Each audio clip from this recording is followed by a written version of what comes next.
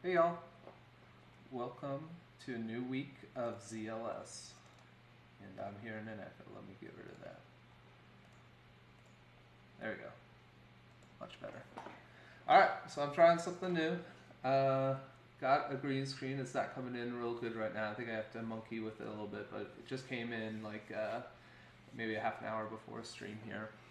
So haven't been able to monkey around with it so much, but I think it's working decently. There's still a bunch of static, it seems like, around. That's all right. We'll figure it out. We'll figure it out in some next streams. But let's kind of review first what happened yesterday. Yesterday we really just blew through everything with our friendship story. So we have. I kind of had our story that we were working on for the last several streams. It was just figuring out how are we going to go through adding a friend, requesting a friendship, accepting a friendship, that whole thing. And we did this by first setting a bunch of end-to-end tests on how we envisioned the story working. So we didn't really know what all the components would be named yet, or like the exact shape of everything, but we thought we knew enough to get some basic tests down, and we pretty much stuck by that. Like we had to fix some of the selectors, our CSS selectors in there, but pretty much got to a point where we had a solid test, and we could just kind of run through this whole test scheme that I'm pulling up here, and we could see it's all green. So if I click run all specs right here, it's going to be open up Chromium. Let's move this like so. Let's make it full screen. Oh, there you go. So we can see it in all its glory. All of our tests coming through and passing. This actually seems like it's running much slower today. Yeah, usually they're all done by 10 seconds already. I wonder if it's because of some of the new setup I'm doing here. Yeah, that looks weird. That looks weird when I have like a full white screen there. Kind of odd. We'll fix it. We'll fix it one of these days. We see we got all of our greens. So I had some fun over the weekend making a little splash art for greens.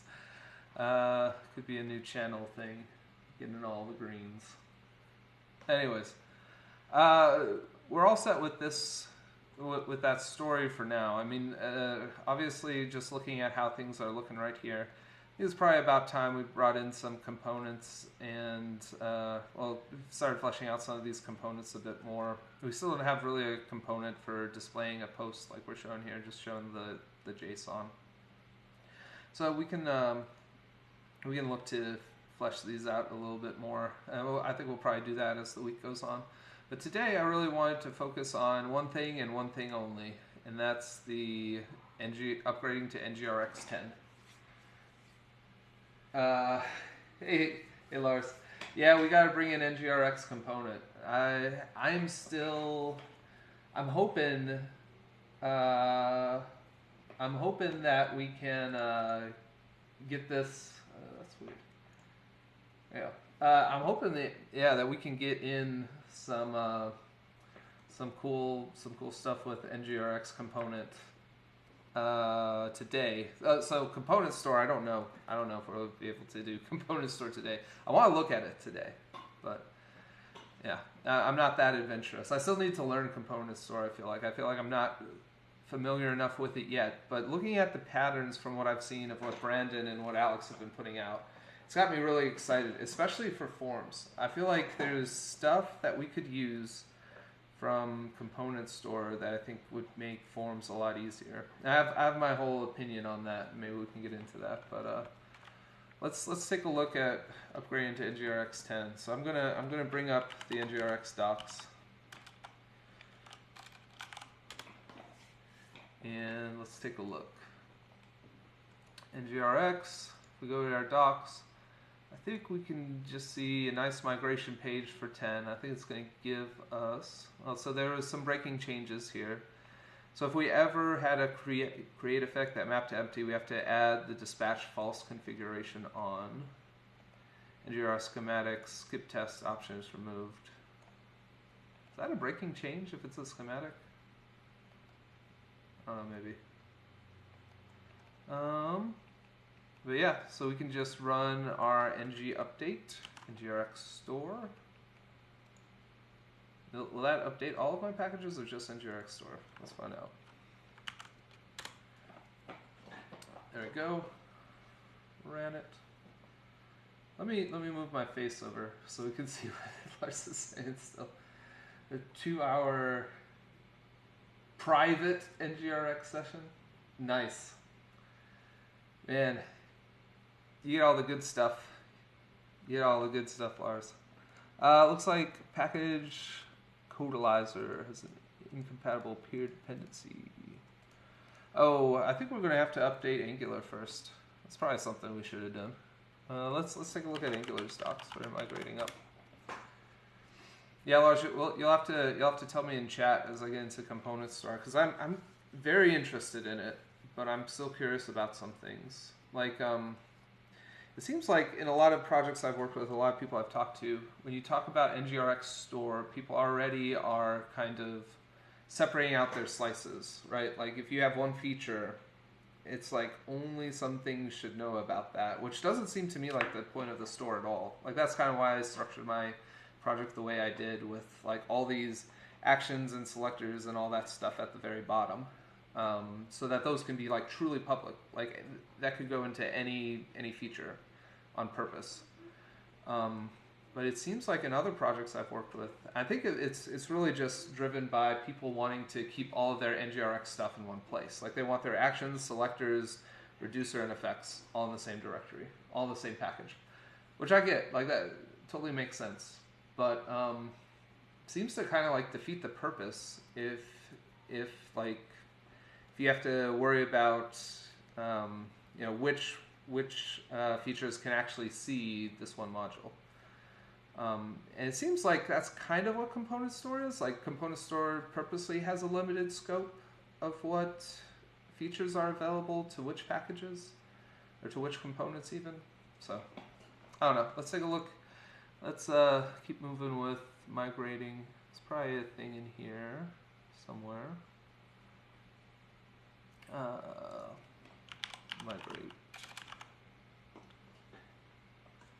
Migration, maybe?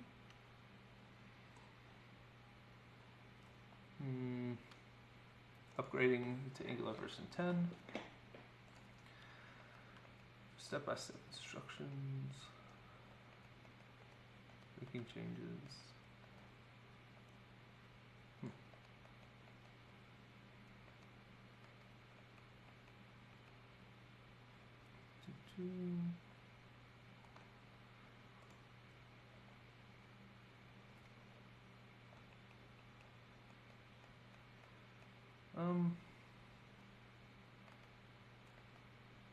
Okay, so migrations are just stuff with issues with specific things, I guess.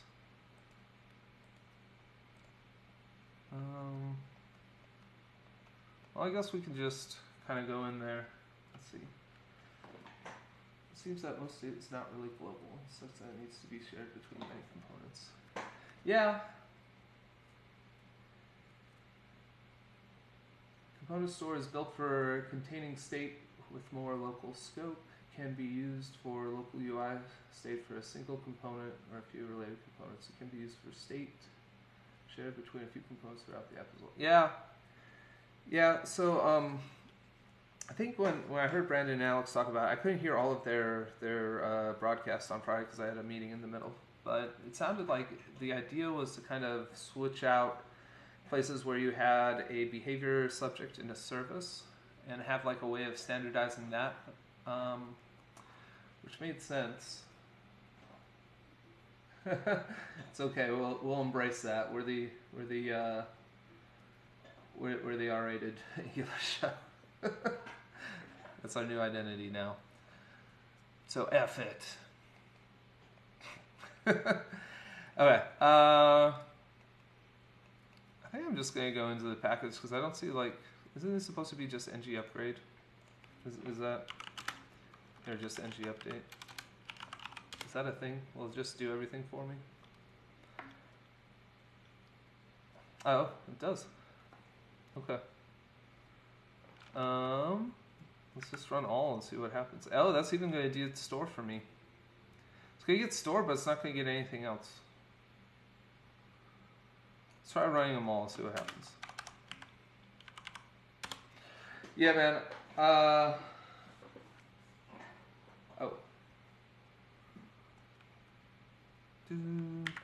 Let me try running what Lars sent me here.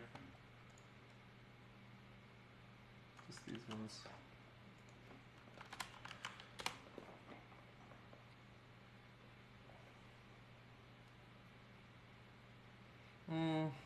Yeah, see, I'm not using the CLI because I'm using NX. Codalizer. It's incompatible to Angular compiler. Install 10.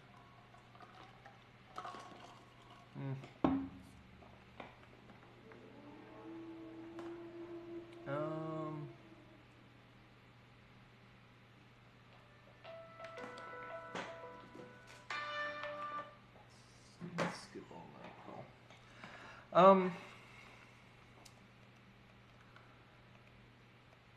Yeah, I don't know. Let's look at the package here. Maybe we can break some stuff and make it work.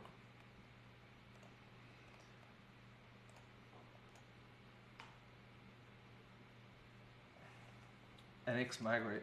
Lars teaching me stuff about.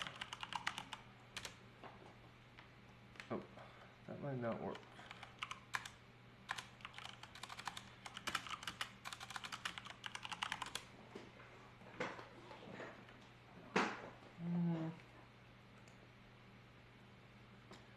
Let's take a look about that in the docs. Not having a good stream so far. It's okay, we can turn it around. Alright, let's try migrate.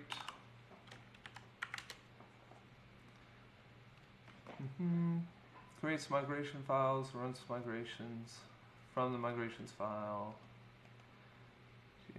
Update. This will update other packages. It's probably what I want.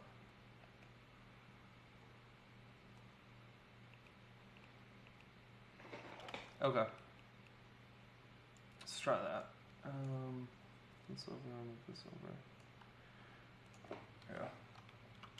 Yeah. X migrate. Try at Angular/core.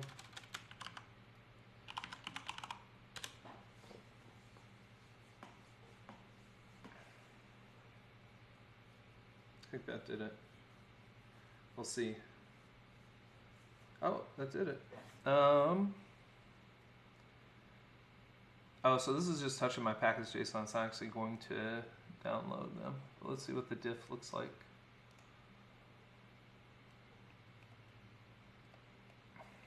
Appreciate it removing my extra line. Angular core. Okay. Cool. Let's just try running PMI now. See if it gives us any problems. I think I thought my narwhal stuff was already on 10. Yeah, my narwhal stuff I think is already on 10. Oh no.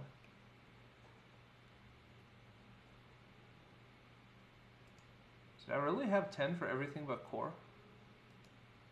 I guess so. Wait, no, I already had Angular 10. That's weird.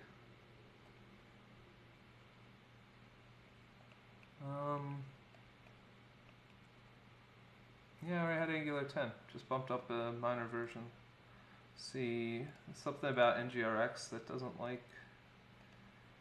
Need Angular CLI version 10.x, TypeScript version 3.9.x, RxJS version 6.5.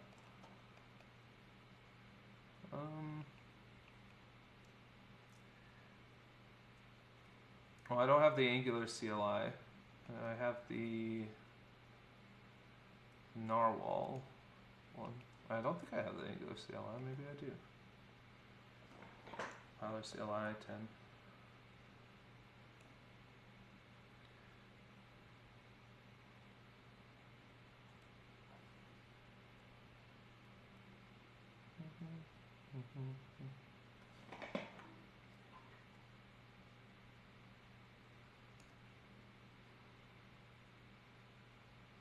Feeling this stuff's really struggling today.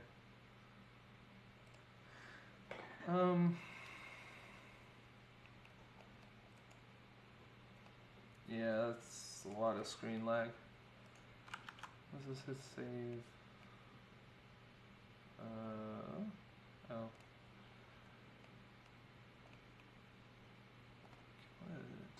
Don't save.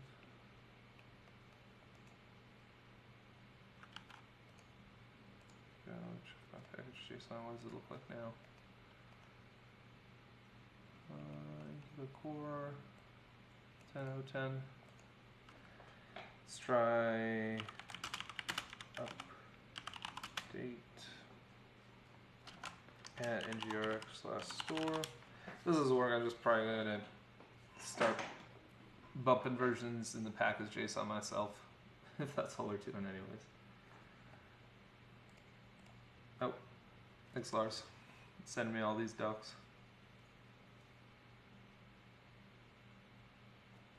Yeah, this is what I was looking at just a second ago. Looks like that worked. Just had to get away from the version of Angular Core I was on, I think. After this is done, we'll have to go in and just add in NgRx component, I believe, and we should be all set. Yeah, that bumped all the ones I'm using at least.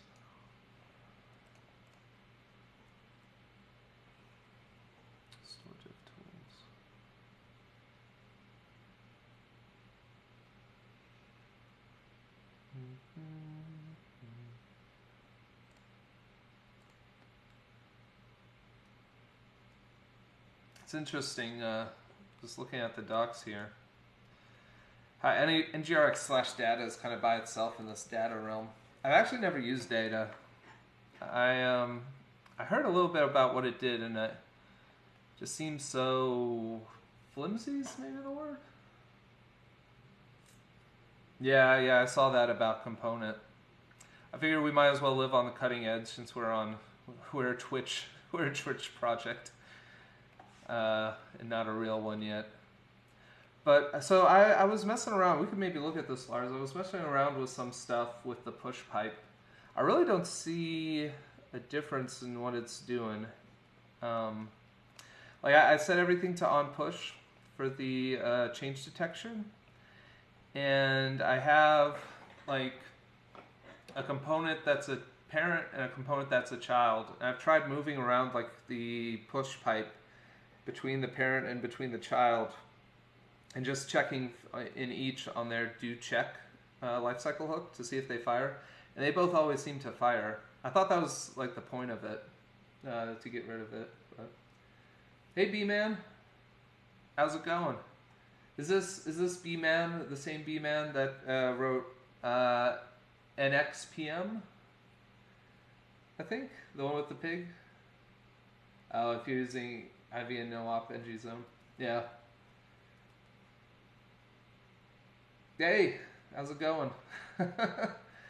Dude, your stuff looks really cool. I was actually looking to connect with you at some point. I was going to see if I can make some content about NXPM for our Narwhal YouTube, and just I want to try to see if I can like highlight some of the community stuff that's been written around NX. So I'll look to message you after the stream about that some more. That would be really cool to get some of your stuff out there and have Narwhal kind of promote it publicly. So, anyways, B-Man, we're updating to NgRx 10, and we're going to try out some of the new component stuff today. So it'll be a good time. So far, I believe we have officially upgraded our packages to 10. think now we just need to add in NgRx / component, like so.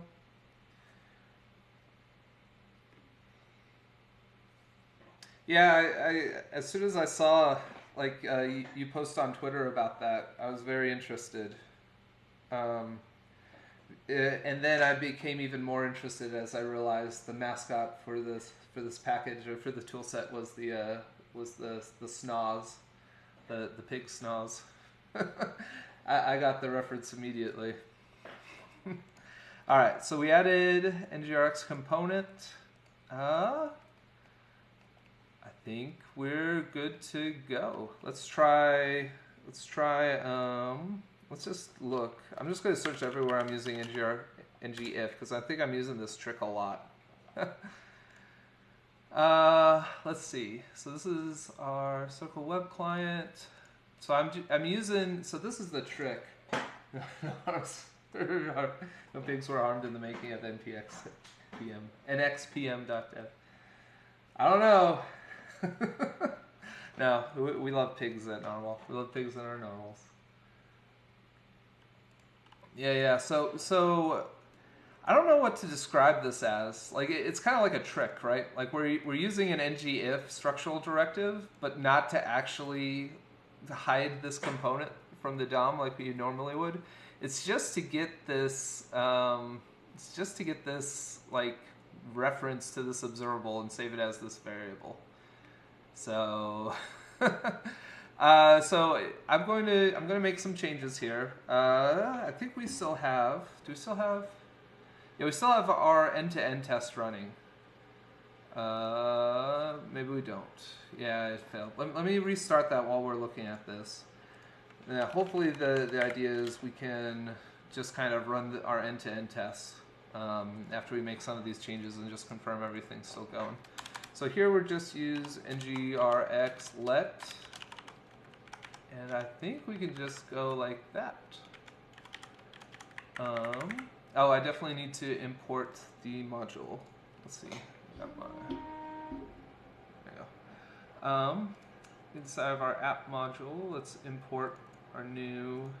How does that work? Let me bring up the docs again. Let me bring it over to this screen so we can all look at it. Jeez, my screen lag is terrible today. There we go. Alright, so we're going to look at, this is view component, overview. Yeah, so we just want to go like this. We want to just import the reactive component module in. Yeah. Thanks, Lars. Spoon feeding me everything. I love it. There we go. And grab it in, dump it in. And now the language service is caught up. So we're able to do like this. I actually want to see. So I'm definitely doing some extra stuff here I probably don't need to do. Let me grab this. I'm going to bring it into this other ng container. I'm just going to get rid of some of this stuff. Oops, there goes Cypress. Let me bring Cypress over to the other screen. We'll just run this while we're doing this. Ah! Damn it, Cypress. There you go. So we want to say, this one we still want to be an ngIf. And we want to say the ngIf is our logged in is equal to our string logged in. There we go. We hit save.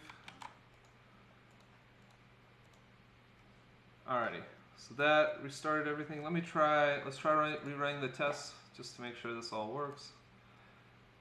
So apparently most of this still all works. Like the NgRx let should now be controlling everything for when we log in. So we should only see like this information down here if someone is logged in. Otherwise, if we log out here, you can see we should just see this. So that seems to be working. All of our tests still pass. It's a good bit of confidence right there, I think. I've been thinking a lot of well,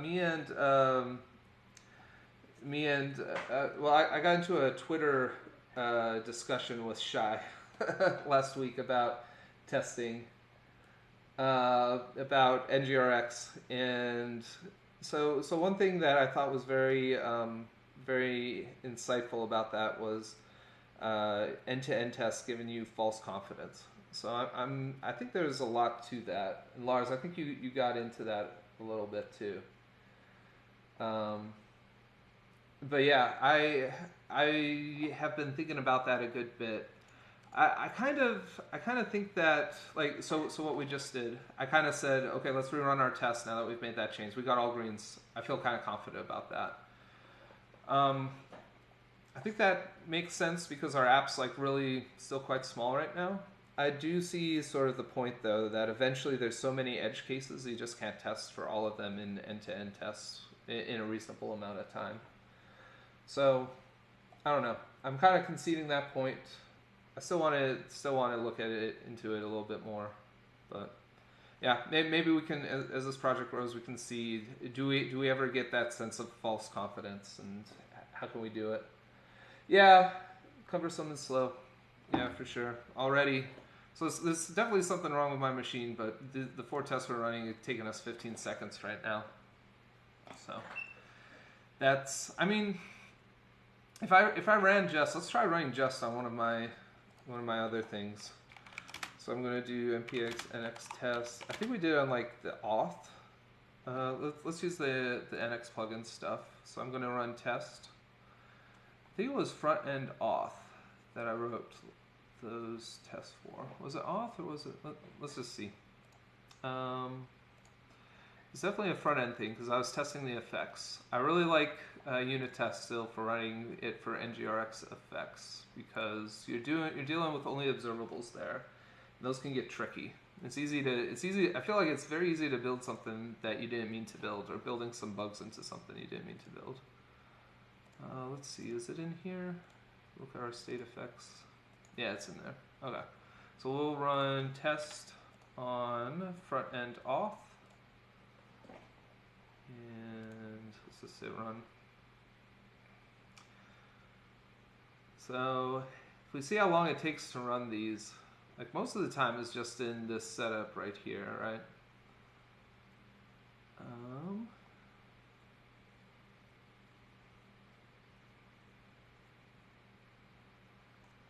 So yeah, there's definitely something going on strange with my computer. It definitely should not take this long to run the test that we had there.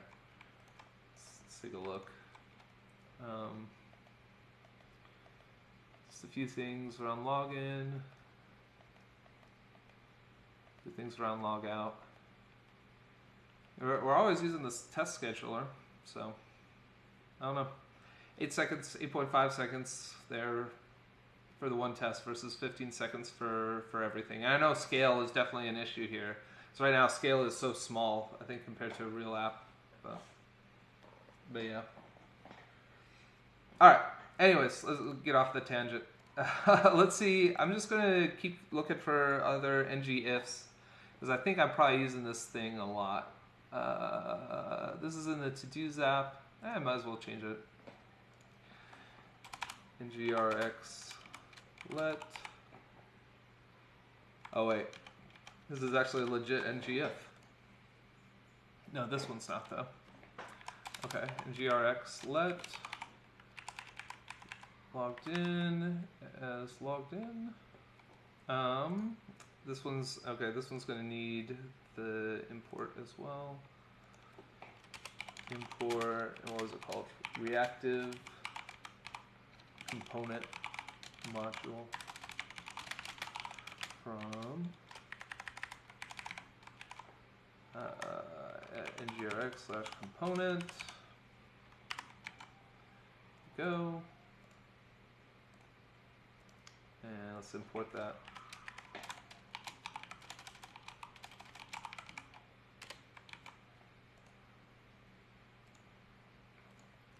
go. I'm doing the same thing here. It doesn't really matter because this is just the example app we wrote to show that things were modular, but let's go ahead and fix that while we're looking at it. So we can say this is logged in. Doesn't need to be piped to async. It can be like that. There you go. That looks good. Let's. I'm gonna run this. No. I don't think I'll run this whole thing, but I'll just have it marked as this one's fixed. So let's look. Find Friends is definitely using it. So let's adjust it here. NgRx let is findable friends is findable friends. We have to update the module here for our front-end friends module. Import reactive component module. NgRx component. Bring it into our imports.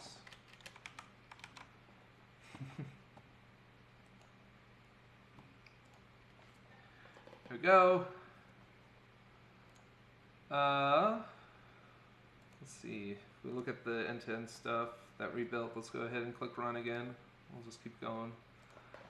I assume those ones succeeded, but looking at other places, friends list, can get rid of it here. NgRx let equals friends as friends. There we go. And coming requests, NgRx let as friends. Pending friendships, I think this is the last one. NgRx let pending friends as friends. Alright, let's rerun. It looks like things are still working.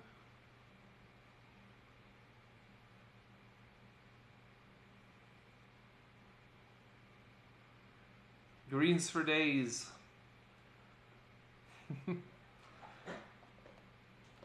Sweet. All right. So yeah, let's try. I don't know, Lars, should we go ahead and just change places where I'm using the async pipe with just push? I'm going to commit here. I'm going to commit here so we can at least have our NgRx lets all marked off. So let's do like this. Wait, this is not today's date, is it? Yeah, it's definitely not. Before I commit that, let me just rename it.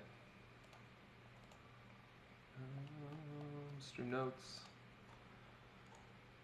Rename. Where's rename? 17. There you go. Boom. Commit. So this is NgRx let in.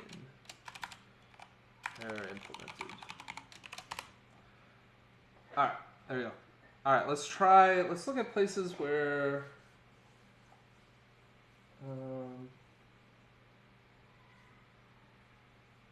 yeah.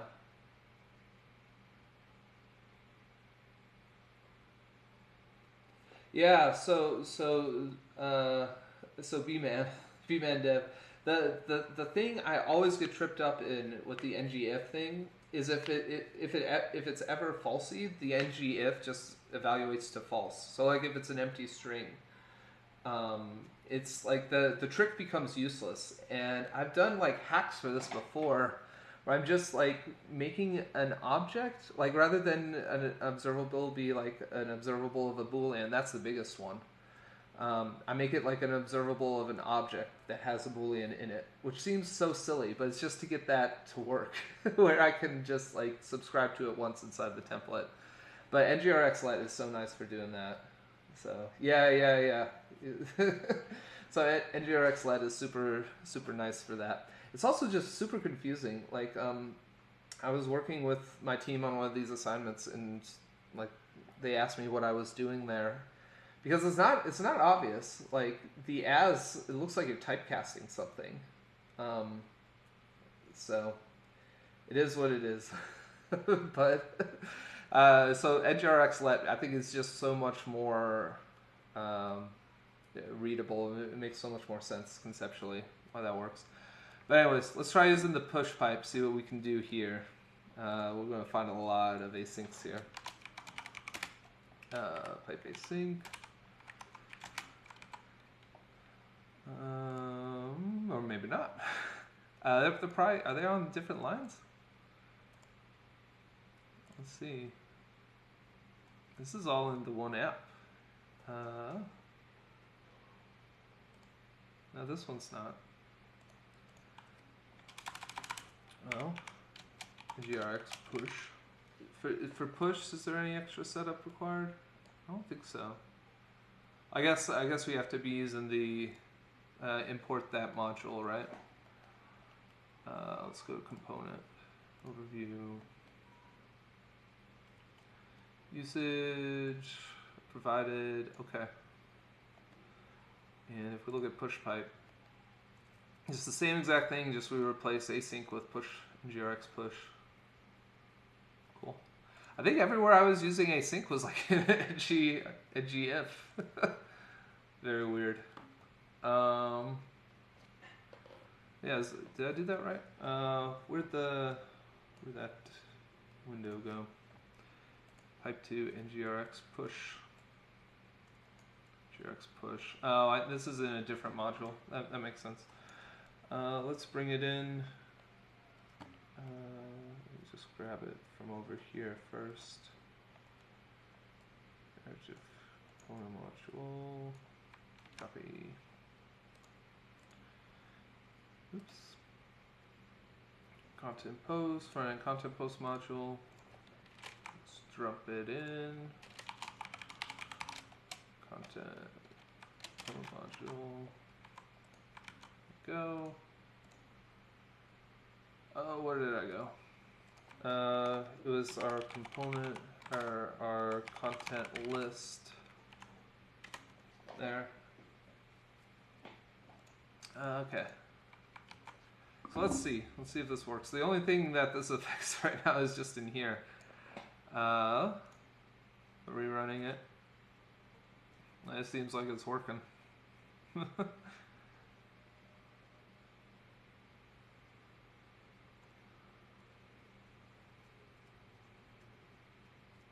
There we go. There we go. Sweet. All right, let me go back to our 817. We did this. Done. NgRx let structural directive done. Push pipe, we only did it in one place, but that's done. All that's left to talk about is state management and component store. Before I do that, I wanna look at this other project I've been looking at. Because Lars, if I've got you on, I kind of want to like, well, I don't know. If we're using no op, let's try to get it to use like the. So Lars, you were saying we're only going to get the benefits if we're in like a zoneless state, right? If we're in like zoneless mode. I'm wondering if we can take a look at that. I've got this little example app for NgRx 10 I've been looking at. Let me move this over here. I was thinking maybe I could write some article with this or something, or maybe just put it out there for other people to take a look at. Let's just run npx nxserve. This was called NgRx 10. Let's give it a different port for now so it doesn't collide.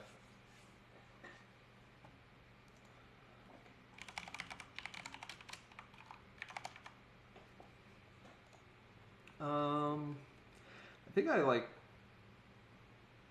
bungled this up a little bit because I was looking at like killing the zone stuff. Let me actually just bring the zone back in for now. So it was in there and it was in here. This is way too small. Here, let's kill some windows.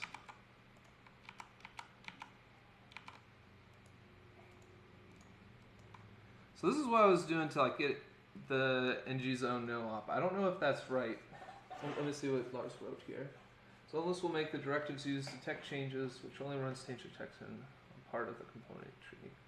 I've enables mark dirty usage, which coalesce change detection cycles, but still across the entire component tree.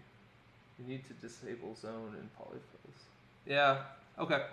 So in my polyfills, like so, just commenting out this line. And so now my whole polyfills is just nothing. Cool.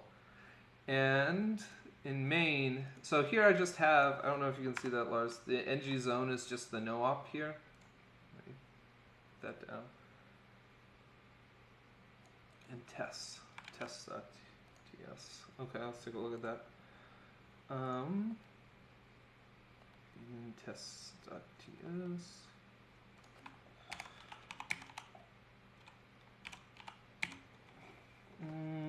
Test setup.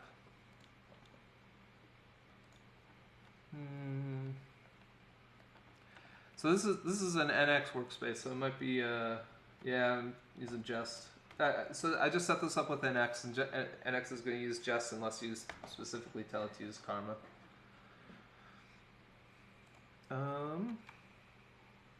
Let's see, what's this complaining about? Duration expected 128. I'm missing something.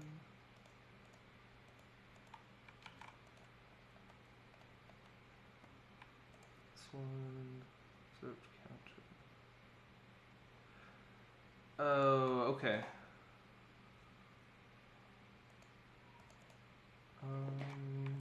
Is this?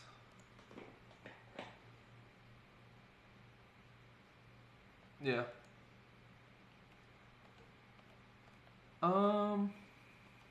Okay. Let me line this down.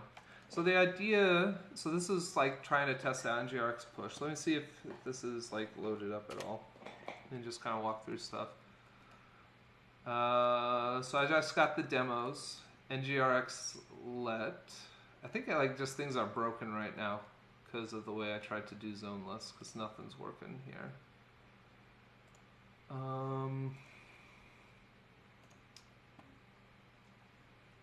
But yeah, let's see. Go to main.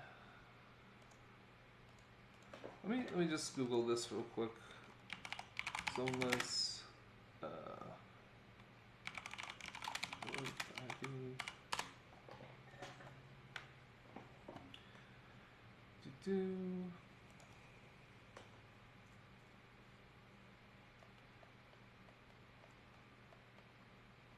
Removing zone.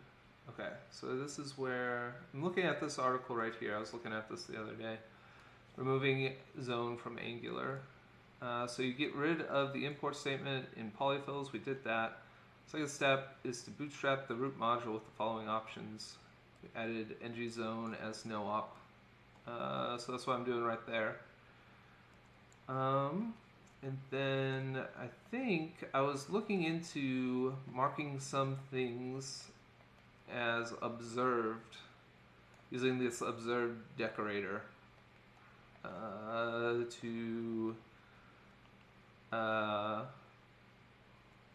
don't know if I even need that, but yeah, you want to look at the timer. Let's see, so this was in the NgRx push component. So this is the timer here. So the timer, just every 2 seconds it emits the next number. So it's going to start with 1, I guess, and go to 2 and 3 all the way down.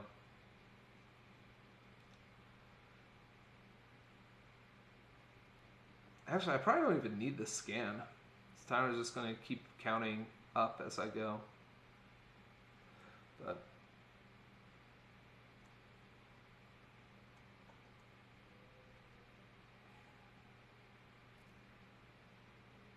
NgRx select directive. Yeah, so what I'm seeing right now, Lars, where'd it go? NgRx 10.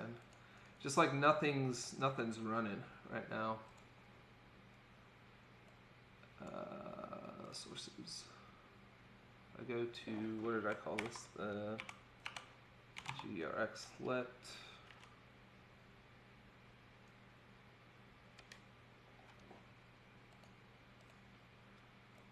Turned on. Yeah, I don't know. Let me take out zoneless at least. I can run at least what the NgRx let is doing.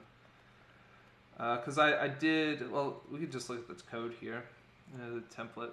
So this is the exact same thing we were just talking about, where it's an observable of a Boolean. And so if it's turned on, if you use an ngIf, you kind of lose the whole div, right? Versus with NgRx let, you can kind of show the pieces you want and just use an ngIf on the pieces you want to hide or show. So, anyways, I don't know. Let me actually just minimize this for now. I want to take a look at component store. Let's just pull up the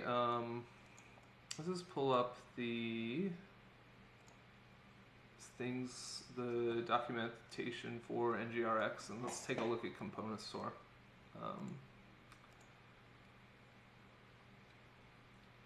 Component store is a standalone library. Helps to manage local component state. Yeah, same as what Brandon was saying. Brandon and Alex were saying on their stream. It's an alternative to reactive push-based service with the subject approach. I think this is the stuff Aaron Frost really likes. This service with the subject, which there's pieces of that I like too. I definitely prefer if I see stuff using NgRx, I usually feel more comfortable. Like if I'm dropped into a project that's using NgRx already, I feel like I can immediately start understanding what's going on in the app, as long as the NgRx stuff is done well. Service with a subject has many footprints. Yeah, I mean you're pretty much running. Well, I'd say state in general. State in general has this tendency to be this black hole of complexity. And when you're saying, I'm going to run a service with a subject, you're pretty much saying, I'm going to run my own thing. Which makes me nervous, just because you run into this problem with that black hole of state. And yeah, there's not to mention all the RxJS stuff that could come in. Whether the stuff you're exposing is hot or cold, or how it's being multicast, if it's being multicast with like the replay strategy or with the behavior strategy or what have you. Now, a lot of people, a lot of Angular developers will like grasp RxJS, but not enough to understand those nuances, and so it can become weird. It can become very weird very fast. But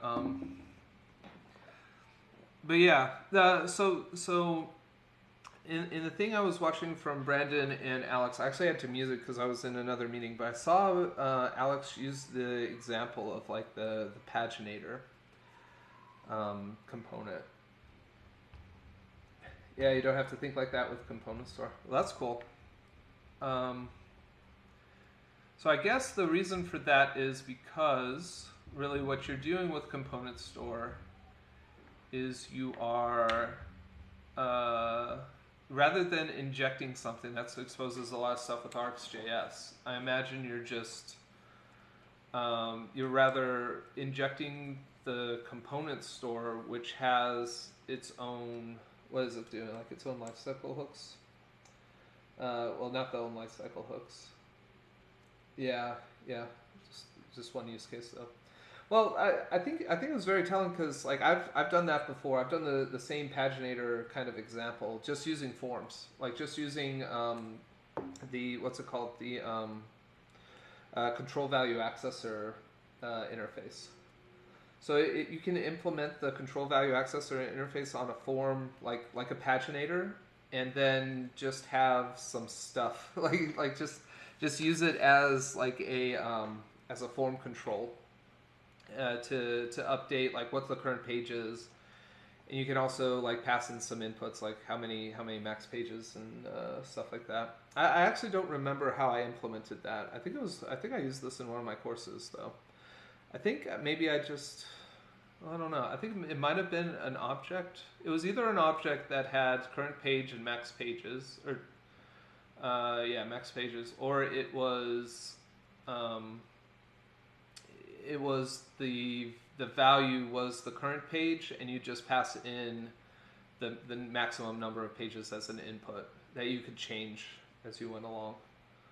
I forget which way I ended up doing it. Probably the latter. I would hope I did the latter actually. But and I think, well, I don't know. I'd have to look at it again, because you also want to change like how many. There's something to do with like how many items per page you want to do. That's kind of included in the paginator too. But the problem with that kind of thing is if you like the problem with forms, I think, and this is going on a complete length, yep, in page size,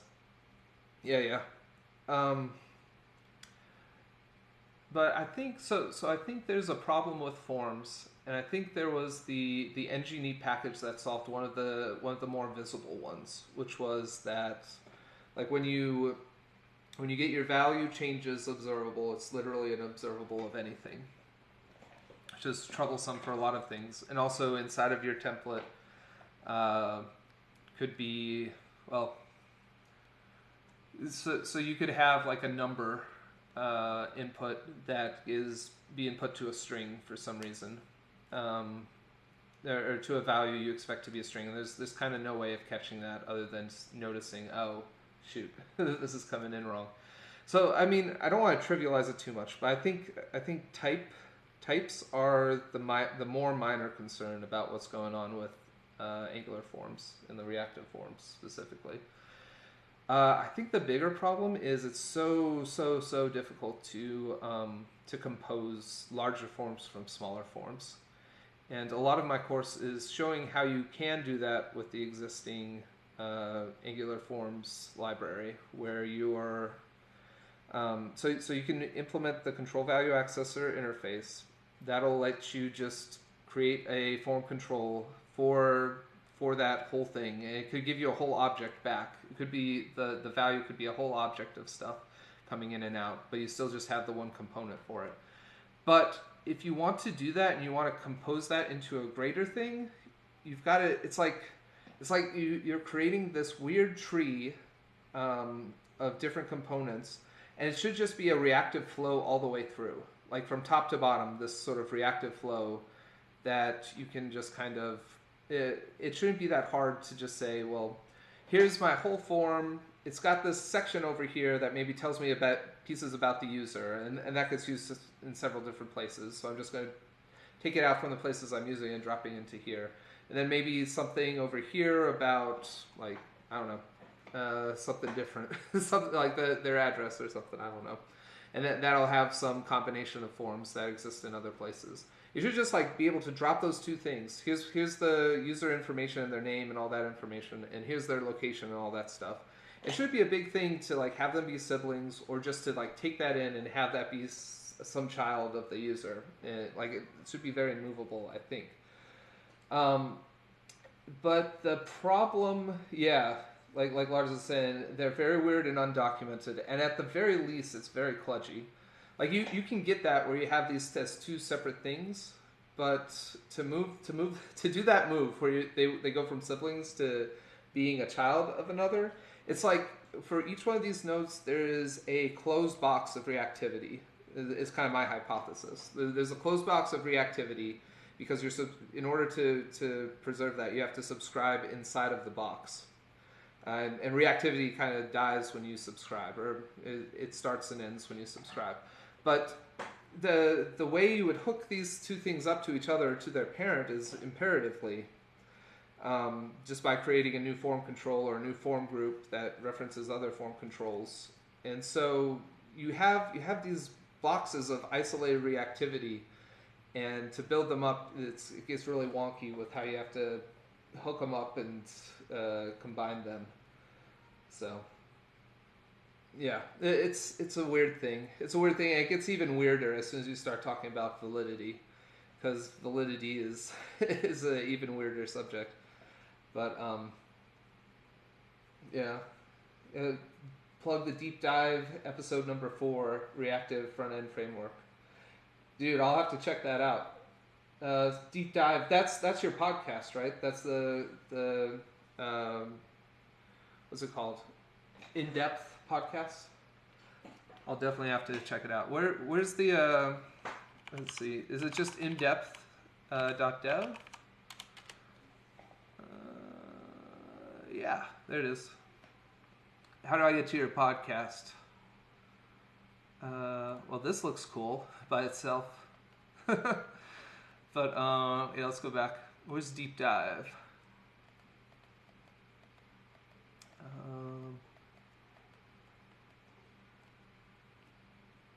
I don't know. Oh, there you go. Oh, cool. Yeah, you gotta get that the podcast up, because I think I've been really enjoying listening to Aaron Frost's one. I guess that's the NgConf one, the Angular show. But yeah, let's see what all you got in here. From React to Angular development, that's cool. So that's someone coming from React going to Angular.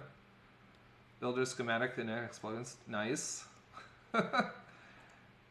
Santosh, very cool.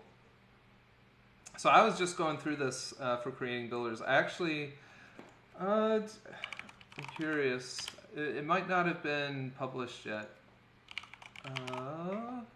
Builders. I just pushed up on Friday. I had added some stuff to the docs for our builders for how you would create a custom builder. Maybe if I try custom builders. Probably not. Probably coming in a later build, but let's see.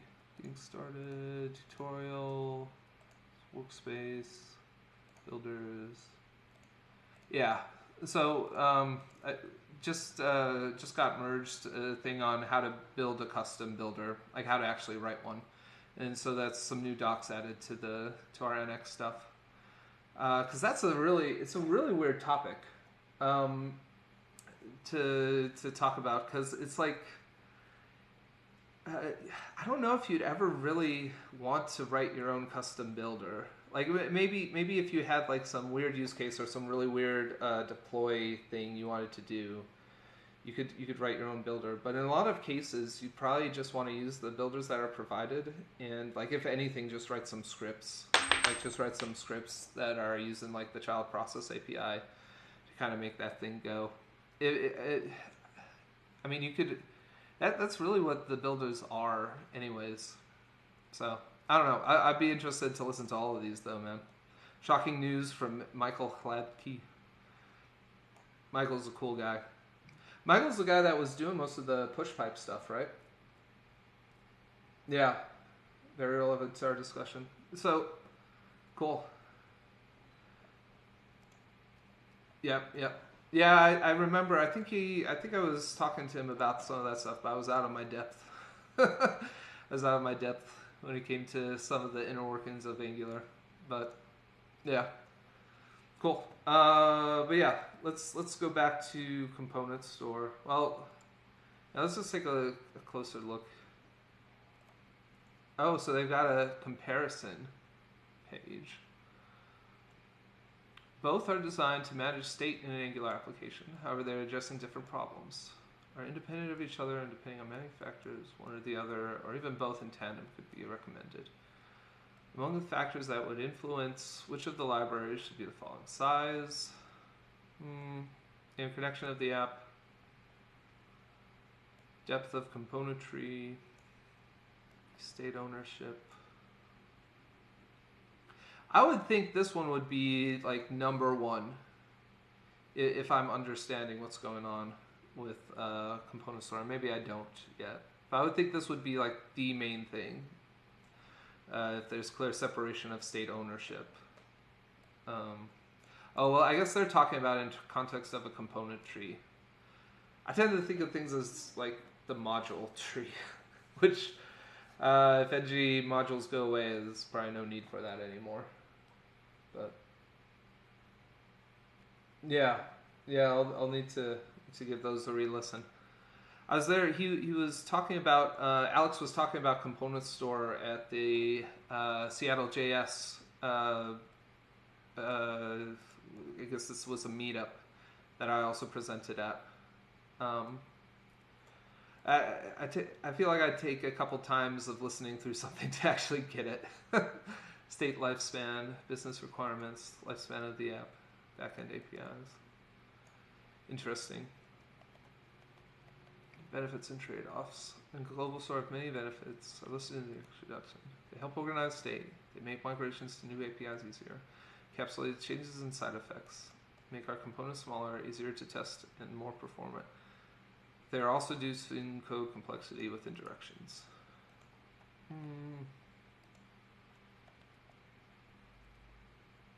I don't know if that's always true. I feel like in a lot of cases, at least with store, with store, because that's what I'm familiar with, I think in a lot of cases a store can be used to reduce complexity, like at a net level, because if you think, and this was like my whole talk on AngularJS. Oh, okay, let's see. Both of them bring push-based, which is the first indirection. Is that really an indirection though? I don't know. The developer can no longer get the result. Instead, they would be listening for observable values exposed by that service. Well, that's not any different from a subject in a service anyways, right? The benefit on the other side is the developer no longer has to worry what is changing the state. All the component needs to know is that something changed it, right? If the component wants to change the state itself, it sends a message about it. Either dispatches or calls component's updater. Okay. Actions are the second indirection. They're present in the global store only. There are many benefits to this indirection. Yeah, I think the action stream is actually like the most important thing. Ability to trigger effects and reducers at the same time, greater scalability, useful dev tools. To me, the biggest thing is like the mental model of what is happening becomes so much simpler and so much more detached in a way that's helpful. Indirection of control flow. Code flow and control flow differ. Yeah, I could see that. Component store doesn't have that indirection of the actions, but however, it also loses the above mentioned benefits. Yeah. The scale of state that works with have to be smaller, which brings the benefits. Component store is tied to a specific node in the component tree, be automatically cleaned up when that node is destroyed. Interesting. So it really is targeted at a single component. And that makes sense. And that, I think that helps with a lot of people are very prickly, I think, to like the problems that can happen with leaked subscriptions. I imagine that's what this is, part of what this is trying to do. State is fully contained within each component store, thus allows to have multiple independent instances of the same component. Simpler state management. I don't know. I mean, compared to store, I feel like store can be extremely simple when you do it properly. So I don't know. We maybe just be thinking about a different definition of simple versus complex. The developer might choose in cases of larger X, both store. Yeah, okay. So they're not mutually exclusive per project. I imagine they're kind of mutually exclusive per feature, for lack of a better term you would want to put into it. State ownership. Single state versus several different databases. Okay, so independent states. File structure. Let's go kind of breeze through these. Oh, that's it. Okay, so component store, you just create the one. Is this just all one class? Additional selectors.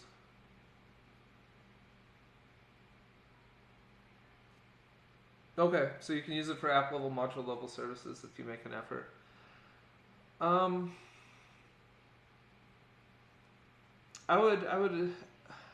don't know. I see value in it. Like, if I'm thinking of store, one thing I wonder about is, like, by putting something in the store, it's by nature of what it is kind of public to everything. Like, you're putting it on the global, at some global level, so anything can, like, see it. It seems like it would be nice to have some private pieces of that at times. Yeah, we're in the same class. That kind of sets the scene for how much should be in there. It should be related in some way. Yeah. So one thing that would be interesting. So in terms of the let's go over to my app over here. I almost wonder if it might be a good fit for like this component list itself. Because the way I'm working at it now, which I don't think scales very well, I have, like, whenever I get new friend information, I am, or whenever I make some request that I expect should have changed my friend state. So like when I click on someone down here to approve a friendship, I'm actually going to hit my content posts API and just give myself all of my new stuff. Because by adding a friend, I should have access to some new posts. I just know that. So I'm reaching out and asking for content posts. But really, like, my content posts, if I think about it in terms of the state, like, there's nothing about this that really belongs in global state. Like, I'd only want to show them in the context of this list. It seems like that could be a really good fit for trying out component store. Because, and like, as soon as the component dies, like, the stuff is staying in the store. The way it's set up now, it would actually never die. Well, maybe if I logged out, it would. Yeah, if I logged out, it would. But I really don't need to persist those past when it would die.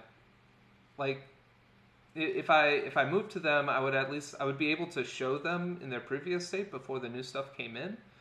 I guess that's kind of good, but it could also be misleading. So I think component store might be really good for that. The state dies with the component. Yeah, I think in some cases that's what you want. If you ever look at the NgRx example app, I've always kind of wondered about that because, so I think Brandon wrote it, and it's using like the Google Books API, and it's pretty cool. Like, you can log in, you can do all your stuff. I think it's a really good example app. I was combing all through the code when I first looked at it. I had it as well as like my bookmarks for the longest time. I wonder if I still do. I don't see it. Oh wait, yeah, it's there. Oh, did it get moved to? It moved to Stackwoods? This doesn't look right at all. I think my old link was broken. But anyways, like they're storing all the books. As soon as they run a search, like they'll just store all the books that they see inside of the entity slice. But then like they literally literally would never use it again unless you went and made a new search where you would find it anyways. Oh, cool. There it is. Yeah. I wonder if it's changed that much since I last tried. Let's try. It is on StackBlitz. That's definitely a different name though. What is going on, StackBlitz? Get a hold of yourself.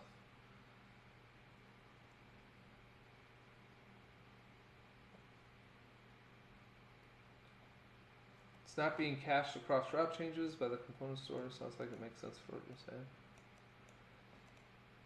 Yeah. Yeah, I wonder, so, example app, if I just look at the source code, what versions are they using in this? Ooh, Angular 7?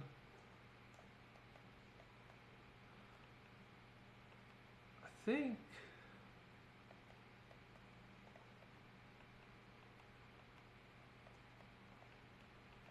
and just NgRx 7 stuff too. Well, at the very least, can I just log in? Yeah. So there's my collection, but I can search for stuff. I can like add it. It's a pretty cool app for what it's doing. So I can browse books. Let's say Angular. It's gonna hit the API. If I can click stuff, I can add it to my collection. Inside of here. Okay, I think that makes sense. Like if we're adding it to the collection, it almost seems like for this example, I think there's like the one, if I go to the reducer here, books reducer.